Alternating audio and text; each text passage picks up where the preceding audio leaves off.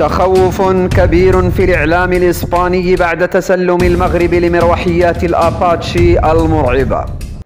هل مروحيات الآباتشي التي أثبتت نجاعتها العسكرية في العديد من الحروب ستعزز القدرة الدفاعية للمملكة المغربية؟ هل حصول المغرب على مروحيات الآباتشي المتطورة في القتال العسكري يشكل تهديداً عسكرياً لإسبانيا؟ مشاهدي الكرام، تحية طيبة، فضلاً وليس أمراً، المرجو منكم الاشتراك في القناة وتفعيل زر الجرس. في خبر جديد وصادم لأعداء المملكة المغربية، أمريكا سترسل 24 مروحية حربية جديدة من نوع الآباتشي إلى الجيش المغربي. إليكم التفاصيل. يستعد المغرب للحصول على سرب جديد من مروحيات الآباتشي الأمريكية الأقوى في العالم، المتخصصة في المهام العسكرية القتالية، حيث كشفت تقارير متخصصة أن أشهرا قليلة فقط تفصل عن وصول هذا السرب إلى المملكة المغربية، بناء على الاتفاق الموقع بين الرباط وشركة بوينغ الأمريكية. ووفق المصادر ذاتها، فإن المملكة المغربية تجهز حاليا قاعدة عسكرية في مدينة خريبكا من أجل استقبال هذا السرب من المروحيات الجديدة، والذي سيزيد بشكل كبير من القدرات العسكرية للقوات الجوية المغربية، تماشيا مع الاتفاق المغربي الأمريكي الذي ينص على تسليم مروحية الآباتشي هذه السنة.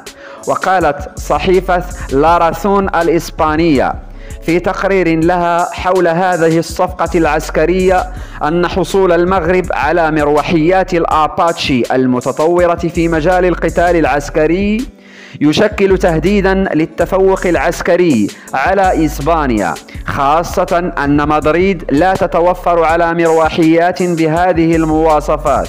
وجدد التقرير المخاوف التي سبق أن أعربت عنها العديد من وسائل الإعلام الإسبانية في السنوات الأخيرة، نقلا من مصادر عسكرية بشأن التقدم السريع الذي يحققه المغرب في مجال تطوير ترسانته العسكرية وحصوله على العديد من الأسلحة المتطورة أو الأسلحة التكنولوجية المتطورة التي قلصت الكثير من الفوارق بين الجيش المغربي ونظيره الإسباني.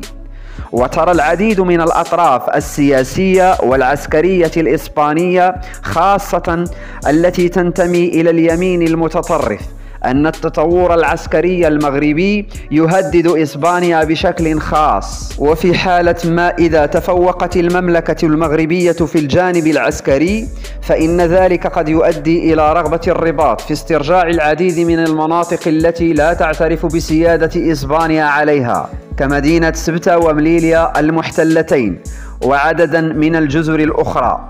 هذا وكانت شركة بوينغ ميسا قد أعلنت في نوفمبر الماضي عن شروع مصنعها الموجود في مدينة أريزونا بالولايات المتحدة الأمريكية في صناعة 24 مروحية عسكرية من طراز AH-64A أباتشي من الجيل المتقدم لصالح الجيش المغربي. وحسب ما أوردته تقارير إعلامية دولية نقلا عن تصريح المديرة التنفيذية لشركة بوينغ ميسا كريستينا أوبا، فإن حصول المغرب على هذا النوع من المروحيات الهجومية الأكثر تقدما ستعزز قدراته الدفاعية خلال السنوات القادمة، خاصة أن مروحيات الآباتشي أثبتت نجاعتها العسكرية في العديد من الحروب. مشاهدي الكرام، إليكم خصائص ومميزات هذه المروحية.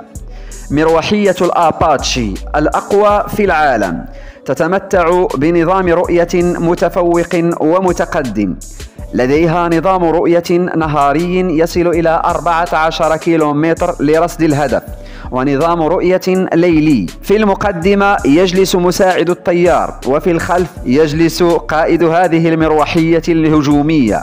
كما ترون في أسفل المروحية هنالك رشاش أوتوماتيكي 30 ملي، وهو مرتبط بنظام الرؤية وبالخوذة التي يرتديها مساعد الطيار، فعندما يحرك قائد هذه المروحية رأسه تتحرك معه الخوذة، وبطبيعة الحال الرشاش أيضا يأخذ ذات الاتجاه كما يقوم به أيضا قائد المروحية. كما أنها مزودة بنظامين صاروخيين. نظام الصواريخ الخفيفة يمكن من وضع 19 صاروخا، ونظام الصواريخ الموجهة يعني الأكثر تركيزا وقوة للأهداف مثل المدرعات. كما نجد أيضا أن مروحية الآباتشي مزودة بمحركين، إذا تعطل أحدهما يشتغل الآخر أوتوماتيكيا لتفادي السقوط. كما تستخدم هذه الطائرة لتمهيد مسار الحرب للقوات البرية، حيث يمكنها رصد الأهداف البرية المتقدمة من جهة العدو وتمشيط الميدان تمهيدا لتقدم القوات البرية.